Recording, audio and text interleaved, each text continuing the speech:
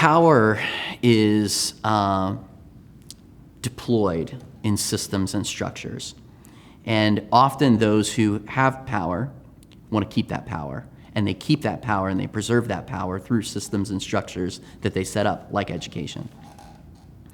So by and large, education and the type of curriculum that is exposed in our school, it's not Black history. It's Western European history. It's privileged to white culture. And so as a system, it perpetuates a way of learning about, creating, sustaining, and perpetuating white culture. And it gets really insidious when we boil education down to a bunch of facts, numbers, and statistics, basically objectivism, where knowledge is not wisdom. It's really recall for a standardized test, right, and how you score. And then when that whole system is built on that and money is put into that, scholarships, et cetera, like you actually have an entire generation that has been taught to the test. They're not critically thinking, and they've been kind of deployed to perpetuate that to the next generation. So I think until education starts to actually teach people to be critically thinking, and critical is not like, being angry. Critical is about power. Education needs to teach people about power. Education needs to teach people about history and the systems and structures that create, sustain, and perpetuate power for certain groups versus other groups. On campus, we will see different things happen. People saying certain things, joking around in the locker room, but it's a joke, so you kind of always ignored it. It wasn't until it was a lot of events that was happening on campus, from people spray painting the N-word on people's doors, professors singling out students to speak out on the race and constantly target certain students. So just a lot of things going on, and I saw the way my school reacted. It was very defending. It was very after the cause. It was never in the sense of we have to get in front of this and make sure our students feel safe, and all of our students feel safe. And seeing that, and we had a group of students that came together. We wanted to do it the correct way. We had an organization, and we came together to the school. We protested, said, hey, these are things that we have seen on campus. This is what we want to change, and this is the voices who are saying it. We believe this is our experiences. Please believe us. And the school kind of took it and kind of pushed it away. Oh, you want to change this? Sure, we'll do this later. Hegemony is a particularly insidious form of racism, where those in power give people who are oppressed just enough voice that they think that they matter when they don't matter. Just enough change to actually make them feel and pacify them, make them feel okay, or at least that they're being heard. But there's absolutely no intention to change the system. It's really a pacification mechanism. And it works beautifully with oppressive systems. So insofar as you think you're doing something that really matters and people are telling you it really matters, they have absolutely no intention of changing any system, that's hegemonic. The criminal justice system is a system that's set up for blacks to fail and falter on. The education system is a system set up for blacks to fall and to fail. The financial system, housing, so all of these systems, which we have to adapt to, and we as part of our livelihood, are all set up, with obstacles for minorities to overcome, So when someone says a black person can never be racist, because we don't run the systems. We don't formulate the systems that American functions on. If you take any of your Caucasian friends or colleagues, and you hold up your hand and you ask them questions. For example, if I was to say, have you ever been denied a business loan because of the color of your skin?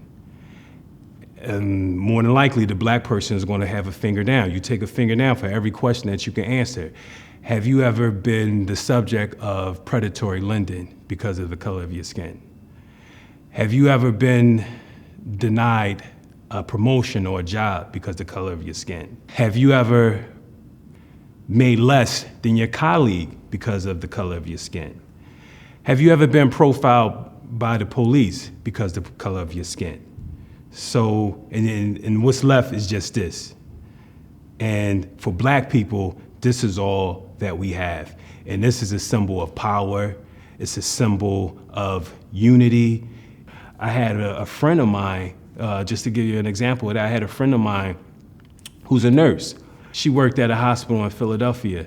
And two coworkers were, said some hateful things about a Black, another colleague of theirs. Now, I know people, some white individuals who would have ignored it and would have just sat there and not said anything because they don't want to lose their privilege. But then there's someone like my friend, no, she spoke up. And from that point on, she disconnected herself from them, So, she had the power to say, like, no, I'm not going to be a part of this. But then you have this other person, they don't want to lose because they're part of that system of power and of benefits. They don't want to relinquish. Any job I've had, I've experienced it. I have to go through some sort of disciplinary processing after voicing my level of frustration and level of care. After expressing my level of care in response to the lack of care of teammates, then I'm put through these one-on-ones, going to talk to my boss's boss, writing it down on paper. What happened? What did you say? What did that person say? Now go have a one-on-one with that person who said the foolish commentary in front of another person just so that they can try to moderate it. All these people being white people, and I'm the only one who's really hitting it on its head, you know what I mean? Tone policing is part of how respectability politics plays out in the Black community as well, where you have to be respectable, make sure that you're doing everything right, make sure you're speaking a certain way, make sure you're dressed a certain way, make sure you look a certain way in order to be accepted and for your message to be accepted. So to all that, I say boo, because the work that it takes to be respectable so that you won't get tone policed takes away from everything you're trying to do. And to me, it's worse than actually coming straight out and being like, hey, this is harmful, please don't do that. And then having the person go, oh, well, your message might be good, but I don't like the way you said that to me. You need to watch how you talk to me, kind of thing. There's a certain level of gaslighting as well in tone policing, because sometimes, no matter how you say it, the person's going to take it as an attack. I had someone just yesterday tell me I belittled her. It wasn't racism in like the kind of way. I asked her not to call the police about a very minor issue, and the person who committed the minor issue to her was another white person, white woman, white man, did something minor. And she was upset with me because I told her that calling the police, it was problematic that she would contact the police about this issue, this very small thing. And to her, it was a really big deal. She posted about it in a couple places. And so when I went to tell her that, so there were several people who told her, and that was the other weird thing about this thread. There were several white people who also told her, listen, you probably shouldn't do that as well. But she came after me, and she was pointed in her attack. When I wouldn't I wouldn't let up off the point of, no, you should definitely not call the police for minor things like this, no matter who the person is. There are other ways to handle it. She then said, well, thank you for your education, but you need to consider your tone. So nothing about my message, nothing about what I said, completely disregarded, actually, a lot of the other things I said to come back and double back and tell me about the tone. That's literally tone policing. It's easy to ask questions about a system if you already are of the belief that that system should change, or that system has been perpetuating injustice. That's an externalized question, that's an externalized sort of challenge. I think the much harder thing is to ask yourself what role you play in systems, how you've been perpetuating them, and what you're individually going to do about changing that. In my work and in my personal life, are there times where I am showing up in a way that's really comfortable to me, but acts in such a way to silence or isolate a person of color who might be the only person of color? And am I interrupting them to state my point? These are like very micro actions and reactions. And it's not just about racism. It's also about my own reflection on like who I am and with the power and privilege I show up in a room in. So it could also be an age thing, right? Am I empowering someone who's younger, or am I sort of stepping over and explaining what we should be doing here? You know, it really does matter who's asking the questions, who is being asked the questions, and how many people are in the room. I've learned that those are the top three factors when determining how systemic racism is really going to have a real impact, like losing income or jobs and things like that. But that is really what's on the line. Our jobs are on the line. You know, our peace of mind is on the line. Our day-to-day happiness levels are on the line. In order to get somebody's attention, you have to make them uncomfortable.